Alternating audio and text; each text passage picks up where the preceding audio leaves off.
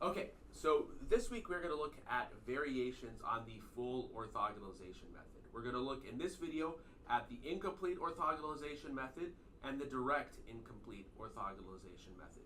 The incomplete orthogonalization method is a way to handle the fact that in this Arnoldi algorithm right here, the thing that takes a lot of time in the FOM method is doing these orthogonalizations. So that is orthogonalizing AVJ against vectors v1 through vj.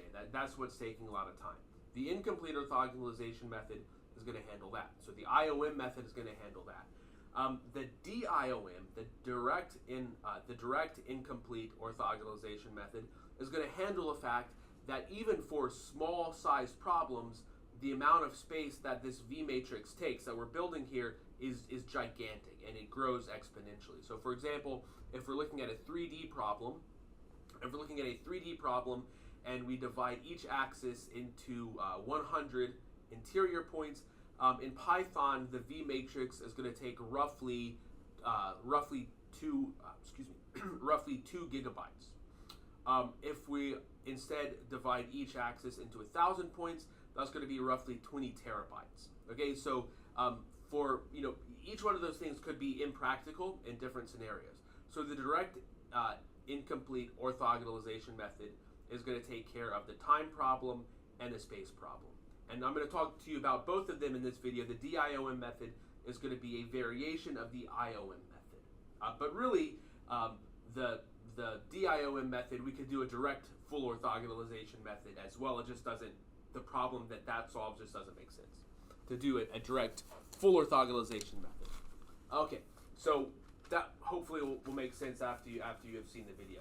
So the first thing that I'm going to introduce is the IOMk. So IOM, and we have to give it this parameter k. So what we're going to do is, instead of orthogonalizing against all of the previous j vectors, v1 through vj, we're only going to orthogonalize against the previous k vectors. So here, instead of doing for I equals 1 to j, I'm going to have to modify this. There's going to be a slight problem with this. It's going to be for j minus k plus 1 all the way up to j. Okay, so for example, if k is equal to 1, this is going to be j minus k plus 1, so just j. So if k is equal to 1, we're just orthogonalizing avj against vj. If k is equal to 2, we're orthogonalizing avj against vj and vj minus 1. The only issue here is that j minus k plus 1, this could be a negative number. So what we're going to do then is really the bottom index is going to be the max of 1 up to j minus k plus 1, and then up to j. Okay, if k is equal to 5 and j is only equal to 3, then we're going to orthogonalize against v1, v2, and v3. Okay, that's what this is saying. Okay, and of course, here I need to change this as well. In the modified Gram-Schmidt, this would all be done in the same step anyways. I like to change it here just because I think it's a little bit conceptually cleaner what's happening, even though mathematically they're the same. We do modified Gram-Schmidt because that's more stable numerically. Okay, so this is the IOM of k method, and that's it. Like this is if you just look at IOMk, this is it, and we can just very simply modify, and you'll do this in fact, modify our Arnoldi algorithm so that it takes another parameter k, and instead of going from I equals 1 to j, it's going to go from I equals whatever the max of this is up to j, and that's just what it's going to do. And then you can just plug that in to the to your FOM method. Maybe have FOM, copy your FOM code, for example, and it's going to take a parameter k that tells you what that is, and then you just do it. Okay, so this can be you can modify your existing FOM code very easily to do IOMk. Just make a couple modifications to your Arnoldi algorithm, and then it depends on how exactly you want to organize the code. I forget what exactly I have in the homework for how this is going to be organized. But forgetting about the homework assignment, you can see, I hope, how you can very easily modify your FOM code and your Arnoldi algorithm to get the IOMk. Okay, so this is going to handle the problem of having to do a lot of computations, because in each step we're only doing k computations. So as the size of the space builds, we're going to have to do, the first iteration for the full orthogonalization method, we're going to do 1 computation, then 2 computations, and 3 computations, all the way up to m computations. This means the total number of computations that we're going to be doing is going to be on the order of m squared, where m is the size, the biggest dimension of the Krylov space. But that's not what we're going to have here. Here we're going to have computations on the order of m times k. So it's going to be linear in m and also linear in k here. So if we double the size of the dimension, if m doubles, we don't quadruple the number of computations we do. We just multiply it by whatever k is here. So hopefully k is going to be a smaller number. Now, one thing that you sort of have to think about here is we're no longer going to have an orthonormal basis, okay? Because AVJ is only going to be orthogonal to the previous k vectors. So we have this like local orthogonality. AVJ is going to be orthogonal to vectors VJ, VJ minus 1, VJ minus 2, depending on what k is equal to. So we have this local orthogonality where this vector is orthogonal to the few of the previous vectors, but not necessarily the rest of the vectors. So then which of the Arnoldi identities do we still have available to us? Well, the answer is any Arnoldi algorithm that doesn't require orthogonality we're going to have, and any Arnoldi identity that does require orthogonality we're not going to have. So in particular, if we look at the H matrix that we're building here, if we fix a column J, we have Aij. I is still only going up to J, and down here it only goes up to J plus 1. So if you fix a column J, we're only filling in entries from index 1, or index, whatever the maximum is here, down to index J plus 1. So we're still going to have a Hessenberg matrix. H here is still going to be a Hessenberg matrix, but it's actually going to be a little bit nicer. It's going to be a banded Hessenberg matrix, because we're not starting at 1, we're starting at index J minus K plus 1. Okay, so we're going to have a matrix that has 1 diagonal below the diagonal, and then k diagonals above the diagonal. So it's going to be even a nicer matrix than what we had before. Another identity that does not require orthogonality is going to be that AVM is equal to VM plus 1 times HM. That's going to be another identity. Now, the thing where we multiply both sides by VM transpose, that's not going to be true, because we can multiply both sides by VM transpose, but we're not going to have VM transpose times VM plus 1 is not, we can't use orthogonality there to just say that's essentially equal to something like the identity matrix. But we do still have this. That's not going to be totally important to what we're doing in this video, but it is important to show that some of the properties still exist for this IOM method, including the convenient ways of computing the residuals. Okay, so now what we want to look at is the DIOM method. So I'm going to talk about that now. So the DIOM method is what we're going to look at now. Now, the point of the DIOM method, sorry, let me see if I can get my chalk here. The point of the DIOM method, the ultimate goal of the DIOM method is to give us a way where we do not have to remember all of the vectors in the V matrix here. Now here we're definitely going to have to remember the previous k of them so we can orthogonalize against them. But we want to make it so that those are the only vectors that we have to keep in memory. We don't have to keep in memory all of the other ones, we just have to keep in memory the previous k vectors. And so what we're eventually going to lead to is a way to update our guess as we go. So we're going to have a way to progressively update our approximate solution as we build our Krylov subspace.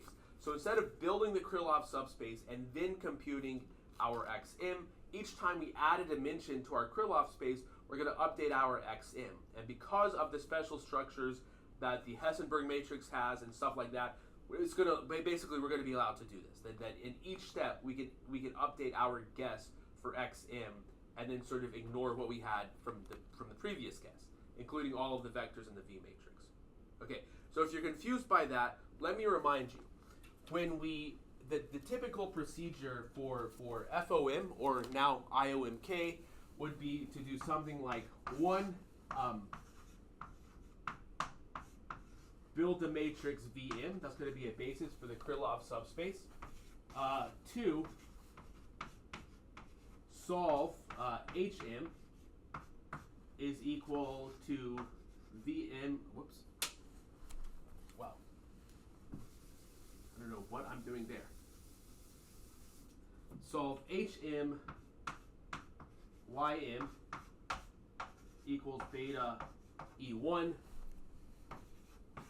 3, delta is going to be equal to Vm Ym, and then 4, the updated Xm is going to be equal to X naught plus delta. That is sort of how the IOM or the FOM or the IOMk algorithm would go.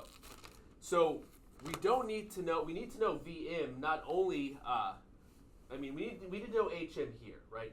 But we need to know Vm here to be able to compute delta as Vm times Ym. And also this relation here requires orthogonality. So what we need to do then, what we're going to see then, is that there's going to be a way, like I said, where we can update our Xm guess in each step so that we don't have to remember any of the vectors before. The only vectors that we need to memorize, or that we need to remember, are going to be the vectors needed for the orthogonalization, just the previous k vectors. So it's going to reduce the amount of memory that we use. It's also, as a consequence, going to reduce the amount of work that we have to do. Okay, but the road to get to that algorithm is going to be kind of long, because what we're first going to show is that we can successively and progressively update the LU factorization for the Hessenberg matrix. So again, we're going to show that we can progressively, that is, each time we grow the dimension of our Krylov space, we can progressively update the LU factorization. So in other words, instead of recomputing the LU factorization for each Hessenberg matrix, for each growth in dimension, what we're going to do is use the LU factorization for the previous matrix, for the previous Hessenberg matrix, to update to this Hessenberg matrix. So again, we're going to be able to update this, and the idea is that we are able to update this in each iteration in a quick way. Like, it's just going to be something that requires a few computations, not solving huge systems of equations, because then we're just going to be back into taking a lot of time, taking a lot of memory. So that's what we're going to do. Okay, so let me just sort of get some notation down here. And I'm going to have to, write stuff and erase a whole lot during this lecture because, well, there's a lot of stuff to write. So you should probably consider taking notes for what I want, or, for what I'm writing here. And I will let you know, hey, I'm about to erase this, so copy it down so that you have it. All right. It's also in the morning, so I'm going to be drinking coffee, unapologetically. All right, so recall that our HM matrix, remember our H matrix is made in this algorithm right here. H bar is the whole matrix. H is just all of H bar except for the last row. Okay, so H then, HM, what we're going to have, okay, we can write this, we can express this in terms of HM minus 1. So we're going to have HM minus 1 here. Now, this is an M minus 1 by M minus 1 matrix. So in this bottom row right here, so I'm going to write this matrix in block form. This is an M minus 1 by M minus 1 matrix. What we're going to have here is going to be the last row of the H bar matrix. So the H bar matrix, the H bar M minus 1 matrix, is going to be an M by M minus 1 matrix. And what we're going to have down here, remember, the last row of H bar is all zeros except for that last entry, which is going to be HM M minus 1. Okay, because if J is equal to M minus 1, we're going to go down to the mth row and the M minus 1 column. And so so this row here is going to be HM M minus 1, HM, wow. I don't know why I'm having trouble writing it in. HM m minus 1 times. Okay, so what is this vector right here? It is the vector with a 0 in all of the entries except for the m minus 1 indexed entry, in which case there is a 1. And so this vector here is going to be all zeros up until the last entry where we're going to have HM m minus 1. Okay, so this matrix we have right here from the previous iteration. On the mth iteration, we're going to compute this right-hand column here. And so what we're going to have a vector HM, and then the very last entry here is going to be HMM. Okay, so this vector HM is computed in this main loop here for I equals whatever this is up to j minus 1. And then HMM is what we get when I is equal to j, so AVJ, VJ. And then since we're only looking at the H matrix and not the H bar matrix, what this means is that we're not including the last row, which would be HM plus 1M. Okay, so I just want to do a sanity check just to convince you that the dimensions of everything here are kind of consistent and match up with what they should. So if I look at the dimensions of HM minus 1, this is an M minus 1 by M minus 1 matrix. What about HM? Well, this entire column over here has M entries. So HM then is going to be M minus 1, M rows and 1 column. Okay, this right here is going to have 1 row. So EM minus 1 has M minus 1 rows and 1 column, but when you do the transpose, it has 1 row and M minus 1 columns, and this is a 1 by 1 matrix. And so if you look at the number of columns here, it matches the number of columns here. The number of columns here matches the number, the number of columns here matches the number of columns here, and the number of rows match as well. So the number of rows here matches the number of rows here, and the number of rows here matches the number of rows here. It wouldn't make sense if this had 2 rows and this only had 1 row. We couldn't really express a matrix in block form. We cannot express a matrix in block form unless the dimensions have these consistencies. And then of course, how many rows? Well, m minus 1 rows plus 1 row give us m rows, and how many columns? M minus 1 columns plus 1 columns gives us m columns. So this is an m by m matrix. Okay, so now what we want to do, I'm just going to write some stuff out. We want to compute the LU factorization of HM using the LU factorization for HM minus 1. So we're going to write LM in the following way. We're going to have LM minus 1 here. Now, this is going to be lower triangular. So here, we're going to have a vector of all zeros. So LM minus 1 and HM minus 1 will have the same dimensions. The 0 vector and the HM here will have the same dimensions. Now, here's where we're going to use the special structure of the Hessenberg matrix. Use a special structure of the H matrix, which is Hessenberg. What this means for the LU factorization is that the L in the LU factorization is going to be bidiagonal. That is, there's nothing going to, there's going to be the main diagonal, and there's going to be one diagonal below the main diagonal, but everything else is going to be equal to 0. So then what it means down here, we don't know what the entries will be down here yet, but we know we're going to have some unknown number, which we're going to call L for now, and then EM minus 1 transpose. And then down here, we're going to have L, M, M. And in fact, we'll see that we can choose L, M, M to be equal to 1. Okay, so then that's going to be the lower triangular matrix. Now the upper triangular matrix, we're going to write in the following way. So UM, we're going to have UM minus 1. I'm going to do my best to try to express matrices with letters that definitely look like capital letters. It just gets a little bit confusing with you. When I have a vector, I'm going to do my best to denote that it's a vector either with an arrow or like a transpose sign here. And then for the scalars, I'm going to try to write in clear lowercase letters. Okay, so now for the vector here, we're going to have we're going to have a vector UM. The dimensions of UM match with the dimensions of HM here. Now, if we're doing DIOMk,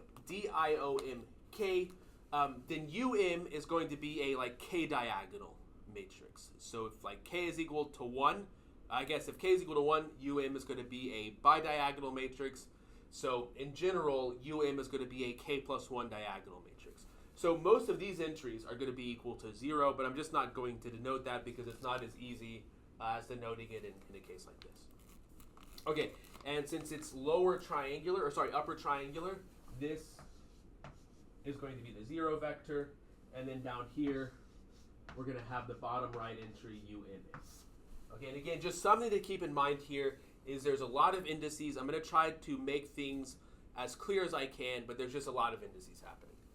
So now what we're going to do is we're going to do LM times UM is equal to HM. And what we want to solve for, we already know what LM minus 1 and UM minus 1 are. That's we have assumed sort of inductively that we computed that in step M minus 1.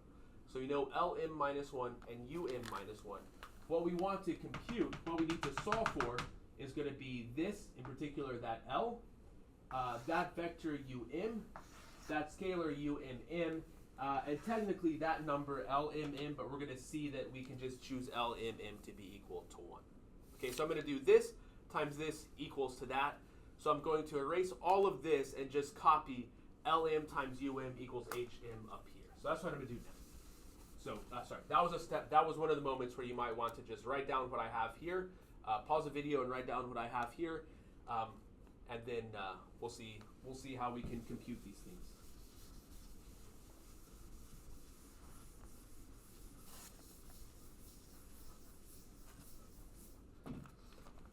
Okay, now I really prefer using that yellow chalk, but it's running low, so I'm going to go back to using the white chalk. So LM, not that that is something that has anything to do substantially with what we're doing. Okay, so LM, we're going to have LM minus 1 here, 0 vector here, L times EM minus 1 transpose, and then LMM times our U matrix, U M minus 1, the vector UM, and M minus 1 dimensional row vector of all zeros, and then UM. Like this. And this is going to equal to HM. HM. We're going to have HM minus 1 here. HM here. HM. M minus 1. E. M minus 1 transpose. And then HMM like this. Okay. Let me just look at that and make sure that I have everything written here correctly. Okay, so now what we're going to do is we're going to do this matrix multiplication and write this as one product, and then I'm going to erase this. Okay, I'm going to do the matrix product down here, and then I'm going to erase this and put the new matrix product. Okay, so I'm going to have a 4x4 block matrix. Okay, it's going to be an M by M matrix, but in terms of blocks, it's going to be a 4x4 block matrix. So the first entry of the block matrix is going to be the matrix times the first column here. Okay, so when we do that, when we do the matrix times the first column here, the top entry is going to be that times that plus that times that. Okay, you can see that the dimensions here work out as they should work out. So LM minus 1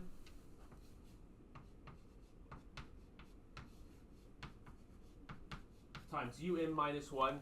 Okay, the idea is that we want this to be equal to HM minus 1, but that's good because we're assuming that LM minus 1 and UM minus 1 is the LU factorization for HM minus 1. And so, okay, that part's check. We did that part.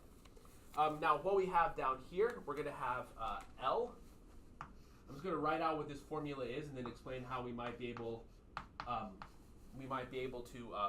simplify this. L times EM minus 1 transpose times U, the matrix UM minus 1, like that. And then what we're going to have here is going to be LM minus 1 times the vector UM. So LM minus 1 times the vector UM. And down here on the bottom, we're going to have this times this plus this times that. So we're going to have L E M minus 1 transpose UM plus LMM plus LMM times UMM.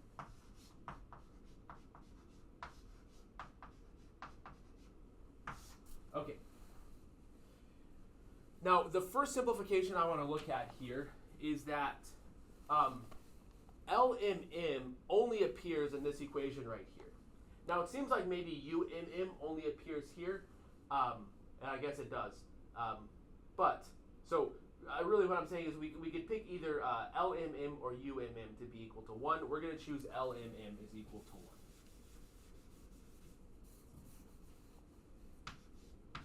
Okay, because whatever LMM times UMM is equal to, if it's equal to 5, we could just choose UMM is equal to 5 and LMM is equal to 1. So we're going to make this simplification here.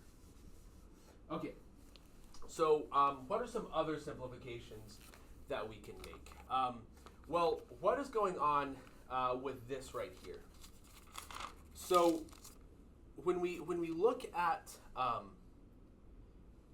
what's happening in this matrix vector multiplication, let's just think about what's going on for a little bit. This is a 1. So EM minus 1 transpose is a 1 by M minus 1 vector. UM minus 1 is an M minus 1 by M minus 1 matrix. And so the product here is going to be a 1 by M minus 1 vector, which makes sense. But what exactly is it going to be? So let's think about this. This vector right here is all zeros and then a 1. Forget about the L, just look at this part. It's all zeros and then 1. And this is upper triangular. Okay, so if we think about what's going to happen here, the first entry of this product is going to be equal to basically the dot product of EM minus 1 with the first column of this matrix. But this is upper triangular. So it's going to have a 1 in the first entry and 0 everywhere else. And so if you do the dot product of the first entry, the first column of this matrix with this vector, it's going to be 0, because the only non-zero entry in this vector is the very last one, and the only non-zero entry in this vector is the very first one. Or sorry, in the first, if I look at the first column of this matrix, the only non-zero entry is the first one, because it's upper triangular. If I look at the second column of this matrix, the only non-zero entries are going to be the first and second entry. The only non-zero entry here is the last entry. So again, we're not going to have, if this has more than 2 columns, the dot product of EM minus 1 in the second column here is going to be equal to 0. Okay, so the only time we're going to get a non-zero dot product between EM minus 1 in a column here is when we look at the last column of this matrix. Because it's only the last column of this matrix that's going to have a non-zero entry in the last, a non-zero entry in the last entry. Okay, because again, when EM minus 1, it's all zeros and then a 1 in the last entry.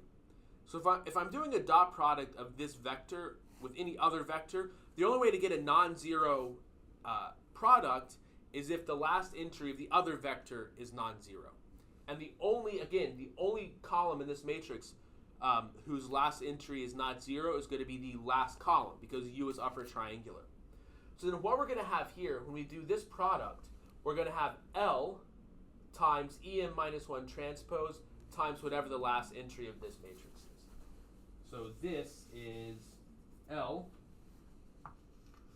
and I'm going to write the last entry of that matrix as the following: UM minus 1, M minus 1, M minus 1, and then times EM minus 1 transpose. Okay, now this is the product of L and U. I'm going to write it up here. I'm going to replace the left-hand side with this so that we can match up, which part needs to go with which part, and that's going to give us some equations that we can solve. Okay, well, I guess that's another time I should have said pause the video and write down. But, the good thing about doing this on a video is that you can just go back. All right. So now if I'm just going to copy this up here, I'm going to have L M minus 1, U M minus 1. Here I'm going to have, I'm going to actually scoot this over quite a bit because I'm going to need the space. Actually, let me just do this column. Let me do this row first. So then I'm going to have L times, okay, I'm going to look in the UM minus 1 matrix, and I'm going to look at the M minus 1 entry, and then multiply that by E M minus 1 transpose. Okay, up here, I'm going to have L M minus 1 times the vector UM, and down here, I'm going to have L. Okay, so EM minus 1 transpose times UM. This is just going to give you the last entry of UM. So I'm going to call this, sorry, that's a vector as well. So I'm just going to call this L times UM, M minus 1, and then plus the scalar UMM. Okay, there you have it. Okay, so I'm going to erase this, and then we're going to see what equations we can determine here.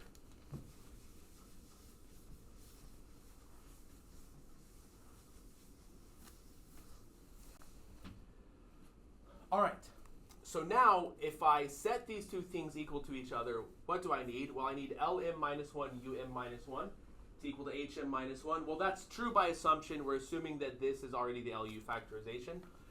So what else do I need? I need to have L M minus 1 times the vector UM equal to HM.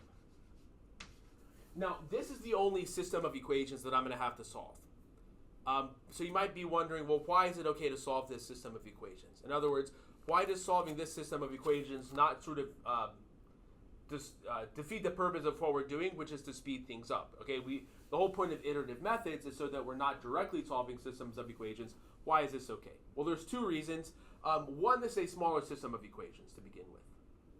But the thing that really makes this feasible is that Lm minus 1 is a lower triangular matrix.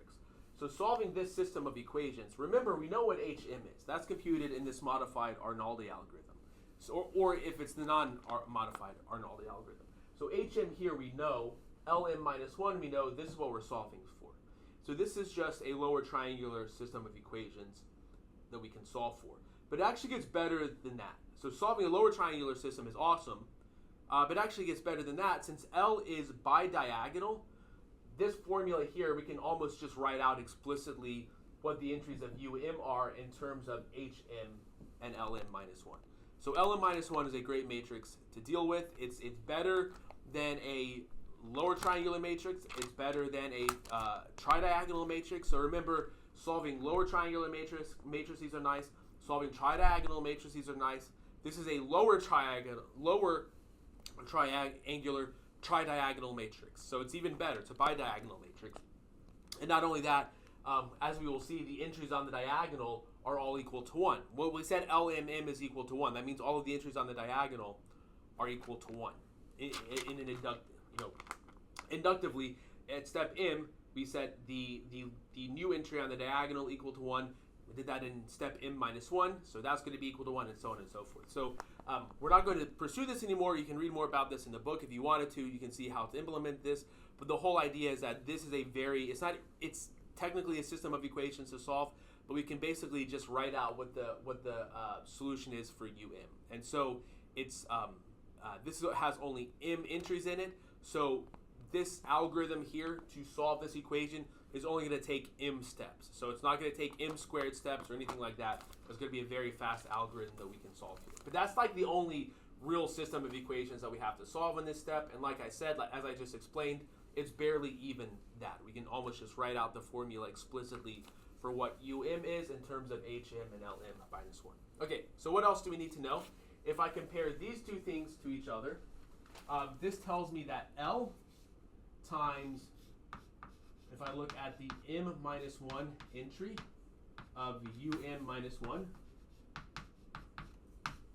this needs to equal to HM M minus 1. And again, I know what this is. I computed that in step m minus 1. I know what this whole matrix is, so in particular I know the m minus 1 entries. I computed this in the m minus 1 step, and so now I just need to solve this equation for L. Okay, and then finally what I need to have happen over here, I need to have L times UM, the last entry of UM, plus U MM needs to equal to H MM. Now I solved for L up here, so I know what L is. This is just the last entry of this vector, so I know what this is. HMM, again, I computed that in this Arnoldi algorithm, so I know what that is. So the only thing I'm solving for here is UMM. Okay, and so as you can see here, this is a very quick way. This gives us the equations that we need to update our LU factorization to go from LM minus 1, to go from the LU factorization for HM minus 1 to the LU factorization for HM is a very fast thing that we can do. It's, like I said, it's only going to require roughly m steps, m plus 2 steps or something like that, to be able to compute m plus 2 steps to be able to compute the updated LU factorization for HM. So this is great. Even if we're not sort of worried about the DIOM or the IOM, we can apply this same idea to the full orthogonalization method as well, and kind of have a progressively updating version of the LU factorization for H, which is going to help at the end when we need to solve the equations. Okay, so what we have then, and so now we're just sort of going to abstract a little bit. What we have then is at each step we've derived a way to quickly, that is in m steps, in particular in m steps, to update the LU factorization for HM. Okay, so that's great by itself, but now I want to show how we can use this to progressively update the. I want to show how we can use this to progressively update the approximate solution. So it's going to be helpful if you write down, if you keep a record of what all of these things mean. So for example, like where this little l comes from in the lower matrix, what the UM is in the upper matrix, and stuff like that. What UMM is in the upper triangular matrix. So if you didn't do that, go back to when I wrote down what LM and UM are, and just write down, because I'm going to refer to those letters and what comes and what follows. All right, so let me, I'm just going to erase everything.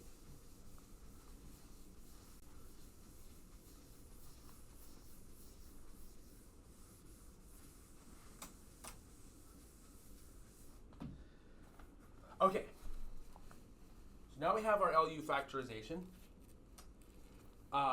That is, we have HM equals LM UM, and it's going to be important to keep in mind that LM, in addition to being lower triangular, is actually bidiagonal. That's going to be something that's critical in the computations that we're allowed to do here. Okay, so then at each step we can compute our current approximate. XM is going to be equal to X naught plus delta M. And remember what delta M is. Delta M is going to be equal to Vm times the vector Ym. And Ym, remember, is a solution to HM equals beta E1. So we can now write this as X naught plus HM inverse times beta E1. But we're going to use our LU factorization. Oh, sorry, I forgot the VM. We're going to use our LU factorization for HM and write this as X naught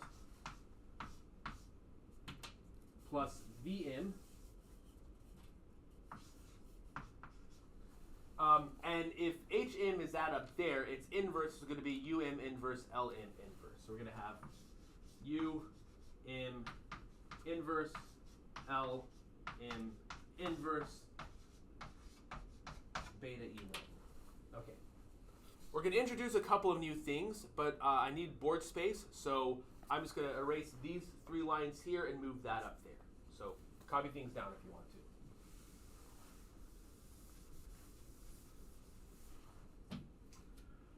Okay, so now we're going to have X naught plus VM UM minus 1 LM minus 1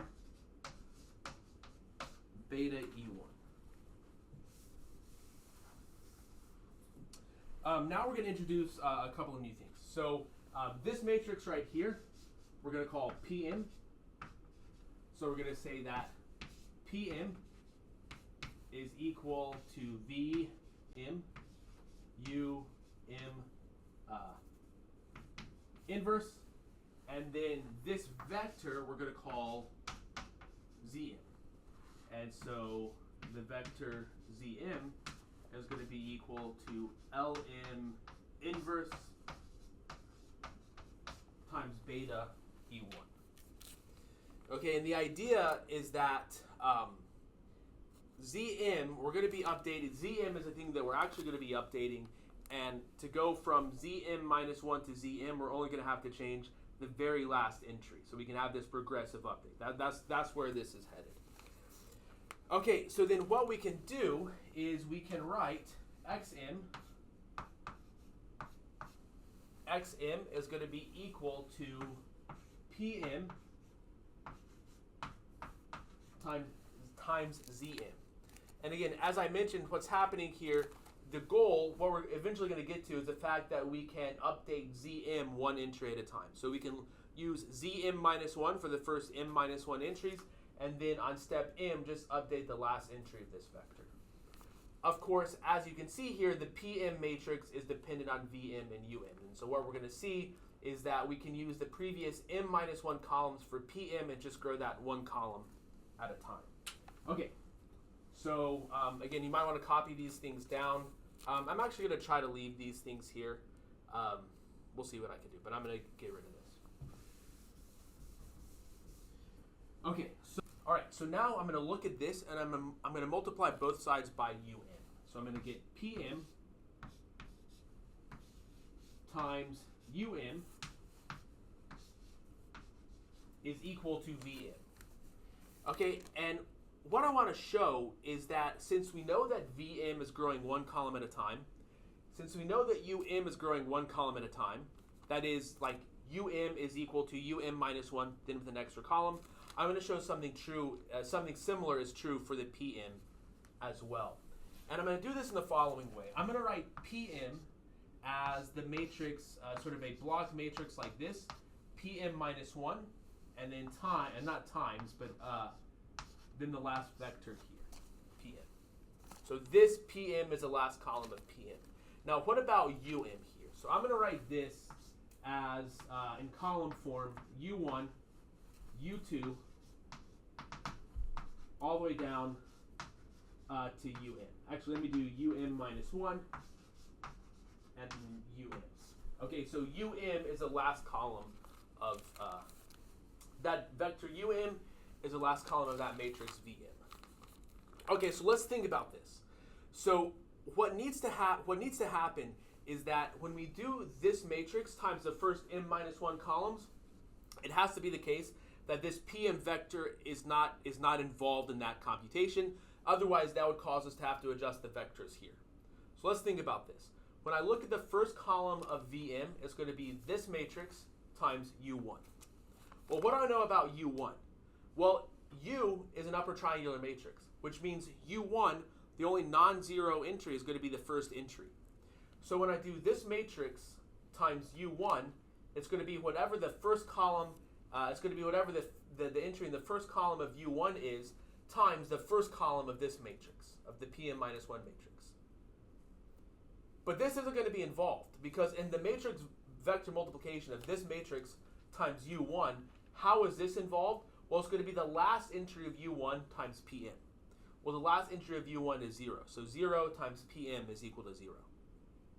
Okay, what about the second one? When I do this matrix times the second column, that's going to give me the second column of Vn. Okay, well, the only way this is going to play a role is as the last entry of U2 times Pm. But the last entry of U2 is 0 because U is upper triangular. So 0 times Pm is equal to 0. And this is true all the way down to Um minus 1. The last column of Um minus 1, the second to last column of Um minus 1 is not 0, but the second to last entry of Um minus 1 is not 0, but the last entry of Um minus 1 is 0. So if you do the last entry of Um minus 1, that's 0, times Pm, that's also equal to 0. Okay, so then the only vector in which Pm plays a role is going to be this matrix times Um, because the last entry of Um is not equal to 0. Okay, so then what this tells us is we can, in fact, update Pm one step at a time. We can use the previous Pm minus 1. If you do Pm minus 1, if you do this matrix here, no matter what Pm is, no matter what this vector is, this matrix times this matrix, the first M minus 1 columns are still going to be the first M minus 1 columns of Vn. So that tells us then all we need to do is figure out what this vector here is. So how can we do that? So we can do that by comparing the last column of this matrix with the last column of this matrix. So what is the last column of this matrix going to be? Well, it's going to be a linear combination. It's going to be this matrix times the last column of Um. So what are we going to have? We're going to have the sum I equals 1 to M. Okay, I'm going to be summing over the last column of this matrix. So it's going to be U, I, M, ith row, mth column, times the pi vector, and it's going to be equal to the last row, the last column of Vm, which is Vn. Now, these UIMs, we've computed in the LU factorization. So at this point, we know what they are. Vm, that's what we are computing over here in the Arnoldi algorithm. So we know what Vm is. So then what we can do, and we know what the columns P1 through Pm minus 1 are. So we can solve, the only thing unknown here is the column Pm. And so we can solve this equation for Pm. And when we solve this equation for Pm, I'm going to write this in two different ways. We're going to get Pm is equal to 1 over UMM times Vm and then minus the sum I equals 1 to M minus 1 U I M Pi. But actually, since we know that the Hessenberg matrix H is because we're doing DIOMk, we know it's banded as well. So these entries are going to be 0 for I equals 1 up to M minus 1 plus k. So I'll write this down in just a second. So this is actually equal to 1 over UMM. Vm, the only thing I'm going to change is the lower index here. We're going to have I equals, it's going to be this, but with M. So M minus K, M minus K plus 1 to M minus 1, UIM Pi. Now here, if this is negative, we're just going to start at whatever number, whatever index we should start here. Similar to what we have over here. Okay. So that just simplifies, it just reduces the total number of computations that we have to do a little bit. Okay, so now, but the point is, we knew what Pm minus 1 is. Using everything else, we are able to figure out what the last column of P is. So now we know what Pm is. In principle, we know what Pm is. And again, the computations that we're doing here we're just doing very simple computations here. There's going to be vectorized in Python to make it go even faster, but these are just very simple computations. We're not solving, like, we solved the system of equations here, and then we wrote out the formula. So we're not having to do the work of solving a system of equations. We're just having to do the work of computing the solution.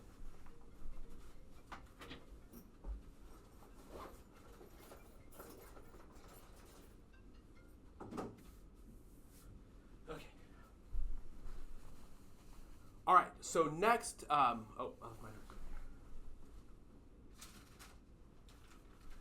so that tells us what PM is. Now I need to figure out what ZM is.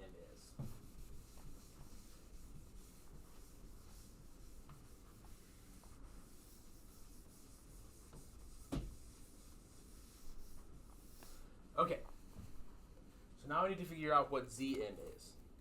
Okay, so now we're going to use the special property of the LM matrix. So we're going to do something similar to what we did before. We're going to do LM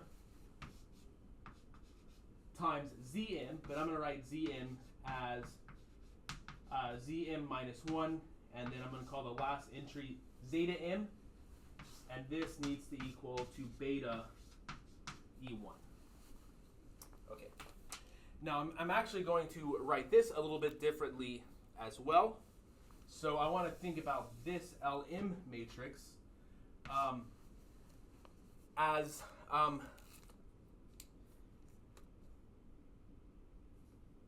I think here. I need more space here. So how can I write the LM matrix? Well, I'm going to have LM minus 1. I'm going to have my 0 vector here. This is going to be equal to 1. And down here, I'm going to have L times E M minus 1 transpose. Okay, and remember, we determined what L was in the LU factorization. So we know what L is at this point. And of course, we know what LM minus 1 is. We figured that out in the previous iteration. And then, as I said, we're going to multiply this by ZM minus 1 and zeta M. Okay, now when I do this matrix vector multiplication, it's a if you look at it this way, it's a 2 by 2 matrix times a 1 by 2 by 1 vector. So we're going to get out a 2 by 1 vector. What are we going to get out when we do this multiplication? And again, when I say a 2 by 1 vector, I mean a block vector. This has M minus 1 entries. This has 1 entries. When I say this is a 2 by 2 matrix, I mean a 2 by 2 block matrix, even though these blocks are not 1 by 1. Okay, so when I do, the top entry is going to be LM minus 1 times ZM minus 1. But again, these are the things from the previous step. So I know that LM minus 1 times ZM minus 1 is going to be equal to beta times E1. Where here, it's the E1 here is the M minus 1 dimensional vector with a 1 in the first entry and 0 everywhere else. What's going to happen down here? Well, when I do EM minus 1 transpose times ZM minus 1, that's just going to give me the last entry of ZM minus 1. So I'm going to have L times the last entry of ZM minus 1. I'm going to call that zeta M minus 1, and then plus 1 times zeta. So just plus zeta, or zeta M. Okay, well now if this is going to equal beta E1, that entry needs to be equal to 0. And so it tells me simply that zeta M is going to be equal to minus L times zeta M minus 1.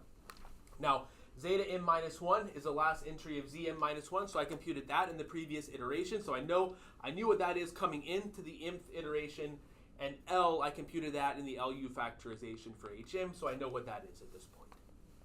Okay, so this is great because I now know what ZM is. So ZM, let me just write it over here.